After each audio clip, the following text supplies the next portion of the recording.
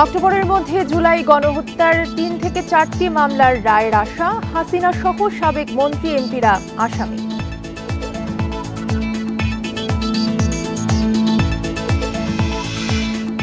অনিয়মকে লালন করেছে আওয়ামী লীগ, বলছে টিআইবি।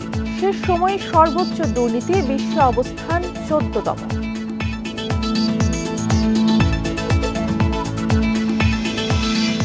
বাংলাদেশের সবচেয়ে সুষ্ঠু নির্বাচনের আশা ইউএনডিপির। ডিসেম্বরে আয়োজনের লক্ষ্যে প্রস্তুতি নিচ্ছে কমিশন।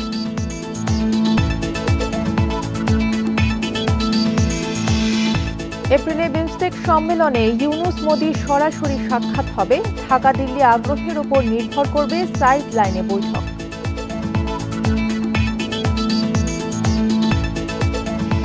স্বাগত সংবাদ সন্ধ্যায়, সঙ্গে আছে তসলিমা জান্নাত। অর্থে শিরোনাম শুনছিলেন, এবারে বিস্তারিত। আন্তর্জাতিক ট্রাইব্যুনালে ১৬টি মামলার মধ্যে ৪টির তদন্ত কাজ এ মাসের মধ্যেই শেষ হবে বলে আশা প্রকাশ করেছেন আইন উপদেষ্টা আসিফ নজরুল। আর অক্টোবরের মধ্যে জুলাই গণহত্যার ৩-৪টি মামলার রায় হতে পারে। বিকেলে সচিবালয়ের ব্রিফিংয়ে এই কথা জানান তিনি। বলেন, এসব মামলায় সাবেক প্রধানমন্ত্রী শেখ হাসিনা সহ আওয়ামী লীগের শীর্ষস্থানীয় নেতা, পুলিশ ও প্রশাসনের কর্মকর্তারা আসামি হিসেবে রয়েছেন। উপদেষ্টা জানান, সাইবার সিকিউরিটি আইনে মত প্রকাশের স্বাধীনতা সংক্রান্ত ৩৯৬টি মামলা বিচারাধীন ছিল। এর মধ্যে ৩৩২টি মামলা প্রত্যাহার করা হয়েছে। বাকি ৬১টি মামলা ফেব্রুয়ারির মধ্যে প্রত্যাহার হবে এবং ৩টি মামলা উচ্চ আদালতে বিচারাধীন থাকায় তা প্রত্যাহার করা যাচ্ছে না বলে জানান উপদেষ্টা। আওয়ামী লীগ আমলে ১৬,৪২৯টি গায়েবী মামলার মধ্যে ১,২১৪টি মামলা এক সপ্তাহের মধ্যে প্রত্যাহার করা হবে, আর এ সপ্তাহেই প্রত্যাহার হচ্ছে ৫৩টি মামলা, জানান উপদেষ্টা। এদিকে শেখ হাসিনাকে গ্রেফতারে ইন্টারপোলের রেড অ্যালার্টের আবেদন করা হয়েছে বলেও জানান তিনি। বলেন, তাকে ফেরাতে ভারতের মনোভাব ইতিবাচক নয়। ১৬,৪২৯টি গায়েবী মামলার মধ্যে ১,২১৪টি মামলা আগামী এক সপ্তাহের মধ্যে প্রত্যাহার করা হবে। একদম এগুলি প্রত্যাহার করা হবে, চূড়ান্ত সিদ্ধান্ত হয়ে গেছে। আপনারা জানেন গেজেট নোটিফিকেশন করতে টাইম লাগে। ৫৩টি মামলা প্রত্যাহার সংক্রান্ত গেজেট নোটিফিকেশন আজকালের মধ্যেই প্রকাশিত হবে। বিশ্বের সবচেয়ে দুর্নীতিগ্রস্ত দেশের তালিকায় বাংলাদেশের অবস্থান ১৪তম। ২০২১ সালের নভেম্বর থেকে ২০২৪ সালের সেপ্টেম্বর পর্যন্ত প্রাপ্ত তথ্যের ভিত্তিতে এই অবস্থান নির্ধারণ হয়। এতে দেখা যায় দেশে দুর্নীতি আরও বেড়েছে। স্বৈরশাসনের শেষ দিকে দুর্নীতি ছিল সর্বোচ্চ পর্যায়ে। দুপুরে রাজধানীর ধানমন্ডিতে এক সংবাদ সম্মেলনে এই তথ্য জানায় টিআইবি। বার্লিন ভিত্তিক গবেষণা প্রতিষ্ঠান ট্রান্সপারেন্সি ইন্টারন্যাশনাল প্রকাশিত দুর্নীতির ধারণা সূচক ২০২৪ নিয়ে সংবাদ সম্মেলনের আয়োজন করে টিআইবি। সিপিআই সূচক মতে ১৮০টি দেশের মধ্যে বাংলাদেশের স্কোর ২৩, যা গত ১৩ বছরের মধ্যে সর্বনিম্ন। দক্ষিণ এশিয়ায় বাংলাদেশের নিচে রয়েছে কেবল আফগানিস্তান। এমন দুরবস্থার জন্য ৪ বারের দুর্নীতিগ্রস্ত আওয়ামী শাসনামলকে দায়ী করেন টিআইবির নির্বাহী পরিচালক ডক্টর ইফতেখারুজ্জামান। বলেন, সাবেক সরকারের সময় সর্বোচ্চ দুর্নীতিগ্রস্তরা শুদ্ধাচার পুরস্কার পেয়েছেন। মানুষ তাদেরকে প্রধান অতিথি করে, ধর্মীয় প্রতিষ্ঠানের সভাপতি বানায়, গলায় মালা দিয়ে আমরা পুরস্কৃত করি তাদেরকে। আবার সবচেয়ে দুর্নীতিবাজ কর্মকর্তাকে ৪ বার শুদ্ধাচার পুরস্কার দেই, যার বিরুদ্ধে রেড অ্যালার্ট জারি হয় শেষ পর্যন্ত, কিন্তু তাকে ফিরে আর পাই না। টিআইবি বলছে, আমলাতন্ত্রের বিষয়টি গত ৫৩-৫৪ বছরে গড়ে উঠেছে। অন্তর্বর্তী সরকারের পক্ষে সেটি হঠাৎ ভেঙে ফেলা সম্ভব নয়। এটি সময় সাপেক্ষ। স্বার্থের দ্বন্দ্বের সংস্কৃতি থেকে বাংলাদেশকে মুক্ত করতে হবে, পাশাপাশি পরিবর্তন করতে হবে রাজনৈতিক সংস্কৃতিও। এটা দীর্ঘমেয়াদে এবং বলবো যে রাজনৈতিক এবং আমলাতান্ত্রিক নেতৃত্বে উভয়ের মধ্যেই ইতিবাচক দৃষ্টিভঙ্গি, বিশেষ করে বৈষম্যবিরোধী আন্দোলনের যে মূল চেতনা, সেটা থেকে শিক্ষা গ্রহণের মানসিকতা থাকতে হবে এবং সেটার চর্চা করতে হবে। বর্তমানে বাংলাদেশে দুদক ভালো কাজ করছে উল্লেখ করে দুর্নীতি কমাতে তা অব্যাহত রাখার আহ্বান জানায় টিআইবি। ইকরামুল কবির, ইন্ডিপেন্ডেন্ট নিউজ, ঢাকা। আগামী ডিসেম্বরে জাতীয় নির্বাচন ধরে ভোট গ্রহণের সব প্রস্তুতি নিচ্ছে নির্বাচন কমিশন, জানিয়েছেন কমিশনার আবুল ফজল মোহাম্মদ সানাউল্লাহ। অন্যদিকে ইউএনডিপি বলছে, আগামী নির্বাচন হবে বাংলাদেশের ইতিহাসের সবচেয়ে স্বচ্ছ নির্বাচন। মঙ্গলবার আগারগাঁওয়ে নির্বাচন ভবনে উন্নয়ন সহযোগীদের সাথে বৈঠক শেষে তারা এসব কথা বলেন। ত্রয়োদশ সংসদ নির্বাচনের প্রস্তুতি নিতে শুরু করেছে নির্বাচন কমিশন। ভোটার তালিকা হালনাগাদ সহ চলছে সব প্রস্তুতি। মঙ্গলবার নির্বাচন ভবনে উন্নয়ন সহযোগী দেশ ও সংস্থার সাথে বৈঠক করে কমিশন। ইউএনডিপি, ইউরোপীয় ইউনিয়ন, যুক্তরাষ্ট্র, যুক্তরাজ্য, জাপান, চীন, দক্ষিণ কোরিয়া সহ 18টি দেশের রাষ্ট্রদূত ও তাদের প্রতিনিধিরা বৈঠকে অংশ নেন। প্রধান নির্বাচন কমিশনার নাসির উদ্দিন সহ অন্য কমিশনাররা উপস্থিত ছিলেন। ভোটারদের অংশগ্রহণ নিশ্চিতে ইসিকে শক্তিশালীকরণ, ভোটার নিবন্ধন, ভোটার প্রশিক্ষণ কার্যক্রম নিয়ে বৈঠকে উন্নয়ন সহযোগীরা আলোচনা করেছে। আগামী নির্বাচনে ইসিকে সব ধরনের সহযোগিতা করবে ইউএনডিপি। সরকার প্রধান ঘোষিত সময়সূচি ধরেই নির্বাচনের প্রস্তুতি নেওয়ার কথা উন্নয়ন সহযোগীদের কাছে তুলে ধরেছে কমিশন। আমাদেরকে আর্লিয়েস্ট ডেটটা ধরে নিয়েই প্রস্তুতি নিতে হচ্ছে। আমাদের অবস্থান এখনো অপরিবর্তিত। আমরা ডিসেম্বরকে ধরে নিয়েই আমাদের প্রস্তুতি গ্রহণ করছি। আমাদের কোনো ভিন্ন প্রস্তুতি নেই। তবে স্থানীয় সরকার নির্বাচন যদি সরকার সিদ্ধান্ত নেন কোনো অংশ বা কোনোভাবে অনুষ্ঠান করার, সেটা সরকারি সিদ্ধান্ত, সেটা তখন ওইভাবে বাস্তবায়ন করতে হবে। আগামীতে সুষ্ঠু নির্বাচনের ব্যাপারে আশাবাদ ব্যক্ত করে ইউএনডিপি বলেছে, আগামী নির্বাচন হবে বাংলাদেশের ইতিহাসের সবচেয়ে ভালো নির্বাচন। Bangladesh Elections Commission strengthening the network of training. নির্বাচন কমিশন গত ডিসেম্বরে সহায়তা দেওয়ার জন্য অনুরোধ করেছিল। আমরা নির্বাচন কমিশনকে অবাধ সুষ্ঠু নির্বাচনের জন্য সহায়তা করছি। আশা করছি এটি বাংলাদেশের ইতিহাসের সবচেয়ে সেরা নির্বাচন হবে। এক্ষেত্রে নির্বাচনের সময়সীমা নিয়ে সিদ্ধান্ত নেবে অন্তর্বর্তী সরকার ও নির্বাচন কমিশন। এ নিয়ে আমাদের কোনো মতামত নেই।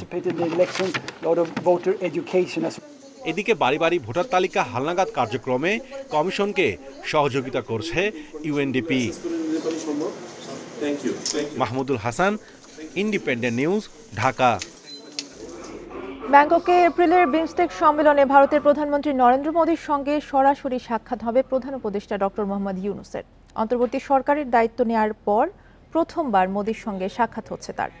তবে সাইডলাইনে দুই নেতার বৈঠকের বিষয়টি নির্ভর করছে ঢাকা দিল্লির আগ্রহের ওপর। মঙ্গলবার গুলশানে ডিকাবের সঙ্গে মতবিনিময়ে এই কথা জানান সংস্থার মহাসচিব ইন্দ্রমণি পাণ্ডে।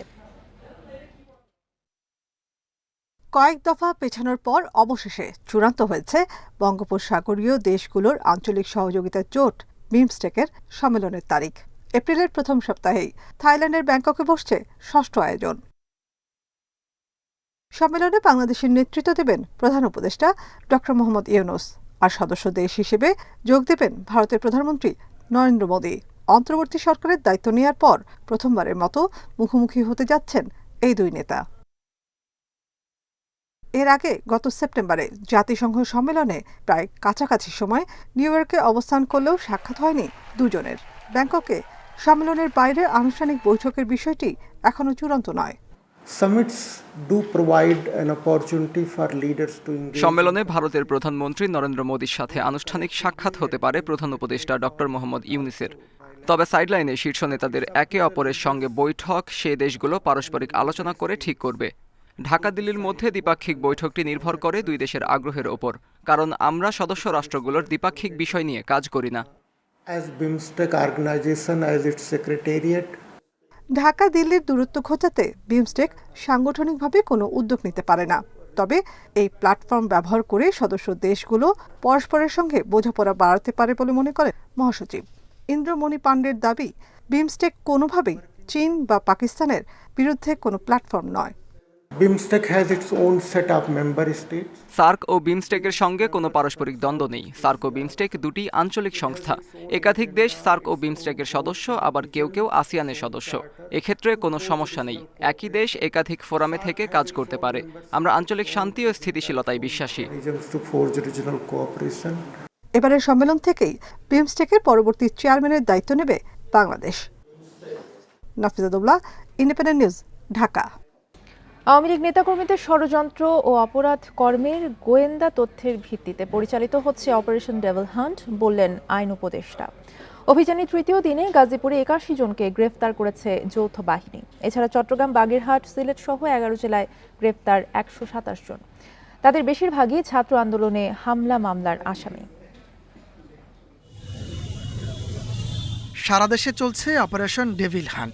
গাজীপুরে অভিযানে সোমবার মধ্যরাত থেকে মঙ্গলবার সকাল পর্যন্ত আরও ৮১ জনকে গ্রেপ্তার করেছে যৌথ বাহিনী। এর মধ্যে মেট্রোপলিটন এলাকায় ৬৯ জন ও ৫ থানা এলাকায় আরও ১২ জনকে গ্রেপ্তার করা হয়েছে। এ নিয়ে ৩ দিনে এ পর্যন্ত গ্রেপ্তার ২৬১ জন। খাগড়াছড়িতে ৬ আওয়ামী লীগ নেতাকর্মী গ্রেপ্তার হয়েছে। এর মধ্যে পানছড়িতে ৩ জন এবং দীঘিনালা, মাটিরাঙ্গা ও মহালছড়িতে ১ জন করে গ্রেপ্তার হন। ৩ দিনে জেলায় মোট গ্রেপ্তার ১৮ জন। বাগেরহাটে ১৯ জনকে গ্রেপ্তার করেছে যৌথ বাহিনী। এ সময় অনেকের কাছ থেকে দেশীয় অস্ত্র উদ্ধার করা হয়। গ্রেপ্তারকৃতরা ছাত্র আন্দোলনে হামলাসহ বিভিন্ন মামলার আসামি। জামালপুরে অপারেশন ডেভিল হান্টে গ্রেপ্তার ১২ জনই আওয়ামী লীগের নেতাকর্মী। লক্ষ্মীপুরের ৫ উপজেলায় যৌথ বাহিনীর অভিযানে ধরা পড়েছেন ১১ জন। তারা ছাত্র আন্দোলনে হামলার মামলার আসামি। আপনারা অনেকক্ষণ ওয়েট করেছেন, শুরু করছি। এদিকে মঙ্গলবার বিকেলে সচিবালয়ে অভিযানের বিষয়ে কথা বলেন আইন উপদেষ্টা। নানা ধরনের আপনার ষড়যন্ত্রমূলক কর্মকাণ্ডে লিপ্ত হয়েছে, আরও বেশি লিপ্ত হবে এরকম একটা আশঙ্কা স্বরাষ্ট্র মন্ত্রণালয় তাদের ইন্টেলিজেন্স নেটওয়ার্কের মাধ্যমে তারা এই ব্যাপারে কনভিন্সড হয়েছে, তারপরে এই অভিযানটা করেছে। এছাড়া অভিযানে কুমিল্লায় ১২, কুয়াকাটায় ১, নোয়াখালীতে ২ জন গ্রেপ্তার হয়েছেন। তাপস সরকার, ইন্ডিপেন্ডেন্ট নিউজ।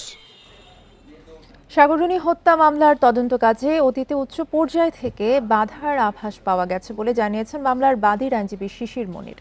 দুপুরে হাইকোর্ট প্রাঙ্গণে সাংবাদিকদের কাছে আলোচিত ওই হত্যা মামলার সবশেষ অবস্থা তুলে ধরেন আইনজীবী এবং নিহতদের পরিবারের সদস্যরা। এ সময় শিশির মনির বলেন, সাগররুনি হত্যার বিষয়ে বেশ কিছু নতুন তথ্য মিলেছে যা শিগগিরই হাইকোর্টে দাখিল করা হবে। এছাড়া জেলে থাকা আসামি সহ সংশ্লিষ্টরা জিজ্ঞাসাবাদে ঊর্ধ্বতন কর্তৃপক্ষের সঙ্গে যোগাযোগের বিষয়ে জানিয়েছেন। অতীতে তদন্ত প্রক্রিয়ায় আইনিভাবে চলতে বাধাগ্রস্ত করা হয়েছে বলেও জানান তিনি। বলেন, মামলার অনেক আলামত হারিয়ে গিয়েছে। এ সময় মেহেরুন রুনি ভাই নওশেদ রোমান দাবি করেন, বিগত সরকার বা সরকার সংশ্লিষ্ট কেউ হত্যায় জড়িত ছিল বলেই এতদিন বিচারে বাধা এসেছে। বিচারে এখন কিছুটা আশার আলো দেখতে পাচ্ছেন বলেও জানান তিনি। ২০১২ সালের ১১ ফেব্রুয়ারি রাজাবাজারের বাসায় খুন হন সাংবাদিক দম্পতি সাগর সারোয়ার ও মেহেরুন রুনি।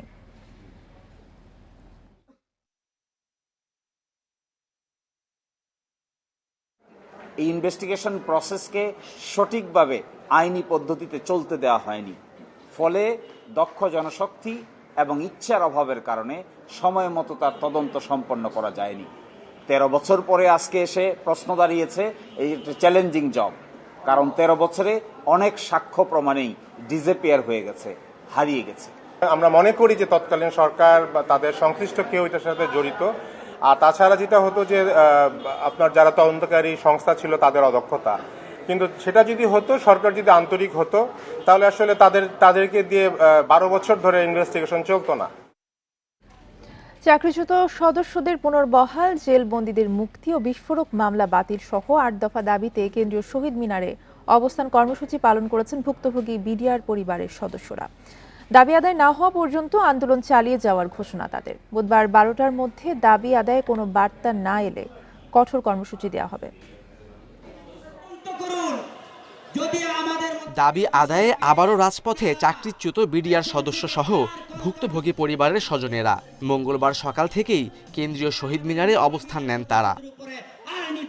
সম্প্রতি জামিনে মুক্ত পাওয়া ও চাকরিচ্যুত বিডিআর সদস্যদের অভিযোগ, তাদের অনেকেই কোনো ধরনের অপরাধ না করেও জেল খেটেছেন। একই সাথে সাজার মেয়াদ শেষ হলেও অনেকেই এখনো জেল খাটছেন। আমাদের চাকরি ফেরত না পাওয়া পর্যন্ত আমরা রাজপথ ছাড়বো না। প্রয়োজনে আমরা আমাদের এখানে লাশ থাকবে, তবু আমরা আমাদের দাবি আদায় করে ছাড়বো ইনশাল্লাহ। আমি চিৎকার করে বলেছিলাম, স্যার আমাদের জেলে পাঠাচ্ছেন, আমরা নিরপরাধ। মনে রাখেন, আজ হোক কাল হোক আমরা আবার এই পিলখানা উপস্থিত হব ইনশাল্লাহ। 18টি বিশেষ আদালত করে চাকরিচ্যুত সদস্যদের চাকরিতে পুনর্বহাল, জেলবন্দীদের মুক্তি ও বিস্ফোরক মামলা বাতিল সহ ৮ দফা দাবি তুলে ধরেন বিডিআর কল্যাণ পরিষদ। এখন এর প্রথম দাবি হবে সকল চাকরিচ্যুত বিডিআরের পুনর্বহাল চাই। আইনমন্ত্রীকে বলে দিতে চাই, বিডিআর পরিবারদেরকে আইন শিখাবেন না। এই কলঙ্কিত হত্যাকাণ্ড, যে অফিসারগুলো মারা গেছে, যে বিডিআর গুলো মারা গেছে, যে পরিবারগুলো আত্মনাদ করছে, তাদের কষ্ট মোচন করতে সঠিক তদন্তের কোনো বিকল্প নাই। আন্দোলনের সাথে সংহতি জানিয়ে বৈষম্য ছাত্র আন্দোলন ও ছাত্র অধিকার পরিষদের নেতারা দ্রুত দাবি মেনে নিতে প্রধান উপদেষ্টার হস্তক্ষেপ কামনা করেন। এ সময় দাবি আদায়ে বুধবার বেলা 12টা পর্যন্ত আলটিমেটাম দেওয়া হয়। দ্রুততম সময়ের মধ্যে এই দাবি দাওয়াগুলো মেনে না নেয় তাহলে কিন্তু আন্দোলন তীব্র থেকে তীব্রতর হবে। এক দফা দাবি যতক্ষণ পর্যন্ত পূর্ণ না হবে, মেনে না নেওয়া হবে, একটিও যদি অপূর্ণ থেকে যায় আমরা এই মাঠ ছাড়ব না। এর আগে গত 9 জানুয়ারি 6 দফা দাবিতে আন্দোলনে নেমেছিল তারা। Khaled Raihan, independent news, Dhaka. সংকোচনমূলক মুদ্রানীতির ফলে দেশে বিনিয়োগ ও কর্মসংস্থান কমবে বলে মনে করেন ব্যবসায়ী নেতারা। নীতি সুধার না কমানোয় ক্ষোভ জানান তারা। বিশ্লেষকরা বলছেন, শুধু মুদ্রানীতি দিয়ে মূল্যস্ফীতি নিয়ন্ত্রণ সম্ভব নয়, এর পাশাপাশি বাজার তদারকিতে জোর দেওয়ার তাগিদ তাদের।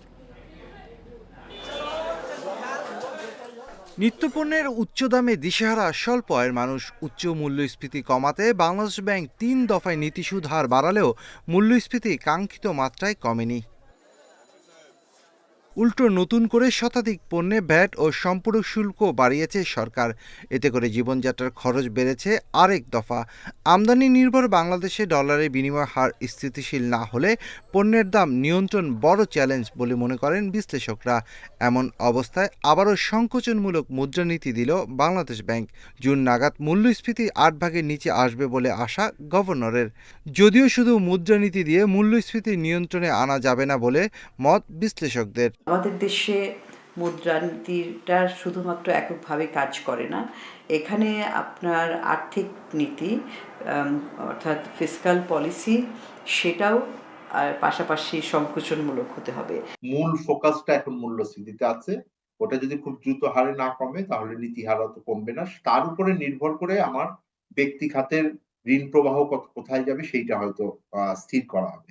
সুতরাং এখনকার প্রবৃদ্ধির চাইতে সামনে বাড়বে কিনা সেইটা নিয়ে আমার কিছুটা সন্দেহ আছে। সংকোচনমূলক মুদ্রানীতির কারণে ঋণ নেওয়ার প্রবণতা কমলেও বেড়ে যাবে সুদের হার ও উৎপাদন খরচ। বেসরকারি খাতে অর্থের প্রবাহ কমলে ব্যবসা বাণিজ্য ক্ষতিগ্রস্ত হবে। প্রতিটি খাদ্যপণ্য আমদানি নির্ভর, সেখানে যদি আপনার সংকুচিত মুদ্রানীতি ফলো করেন তাহলে কিন্তু আমি মনে করি সমস্যা কমার চেয়ে মূল্যস্ফীতির সমস্যা আরও বেড়ে যাবে। তাতে বিনিয়োগ কমে যাচ্ছে। এখন প্রবলেমটা হলো যখন বিনিয়োগ কমে যায় তখন কি দাঁড়ায়, কর্মসংস্থান হচ্ছে না। ক্ষুদ্র ও মাঝারি ব্যবসায়ীদের সহজ শর্তে ঋণ দেওয়ার পাশাপাশি উৎপাদন, যোগান ও সরবরাহে জোর দেওয়ার পরামর্শ বিশ্লেষকদের। এছাড়া স্থিতিশীল রাজনৈতিক পরিবেশ নিশ্চিতের তাগিদ তাদের। Shafil Alam Sujon, independent news, Dhaka. 21শে বইমেলার আজ 11তম দিন। মেলা প্রাঙ্গণ থেকে বিস্তারিত জানাতে আমাদের সাথে যুক্ত আছেন সহকর্মী সুলতানা জাহান মিতু। মিতু, আজকে 11তম দিনে পাঠকদের উপস্থিতি কতটা দেখছেন এবং গতকাল যে অনাকাঙ্ক্ষিত ঘটনা ঘটেছে তার কোনো প্রভাব আজ রয়েছে কিনা?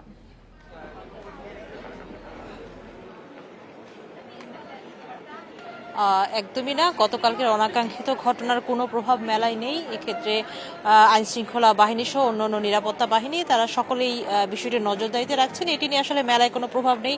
পাঠক দর্শনার্থী তাদের মতো করে মেলায় আসছেন এবং তারা মেলা উপভোগ করছেন। একটি বিষয় আপনি জানেন যে গতকালকের অনাকাঙ্ক্ষিত ঘটনার কারণে একটি তদন্ত কমিটি গঠন করেছে বাংলা একাডেমি।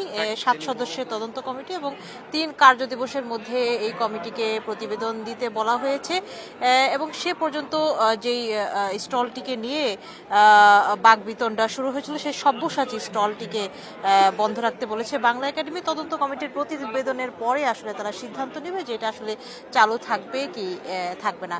এছাড়া সার্বিকভাবে মেলার যে পরিবেশ সেটি অত্যন্ত সুন্দর এবং সুশৃঙ্খল, সেটাতে কোনো সমস্যা নেই। নিরাপত্তা নিয়েও কোনো ঘাটতি নেই বা এই বিষয়টি নিয়ে আসলে পাঠক দর্শনার্থীর মধ্যেও আসলে তেমন কোনো আলোচনা আমরা দেখিনি। এটি আসলে তারা আসলে বাংলা একাডেমির উপরে ভার ছেড়ে দিয়েছেন, যেহেতু প্রধান উপদেষ্টাও বলেছেন বিষয়টি খতিয়ে দেখার, তো সেই বিষয়টি রয়েছে।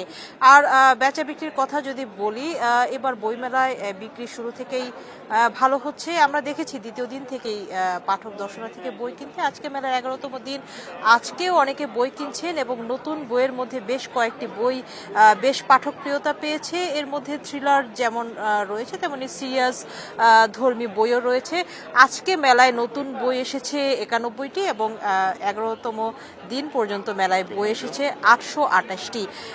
এবং সবচেয়ে বেশি কোন বই চলছে সেই হিসাবে বেশিরভাগ প্রকাশক বিক্রেতারা উপন্যাসকে এগিয়ে রেখেছেন। তারা বলছেন যে বরাবরের মতোই উপন্যাসটা আসলে পাঠকরা বেশি কিনে থাকেন এখনকার তরুণ প্রজন্ম যদি বলি, এবং তার মধ্যে নানান ধরনের উপন্যাস, থ্রিলার রয়েছে এবং নানান ক্যাটাগরির রয়েছে।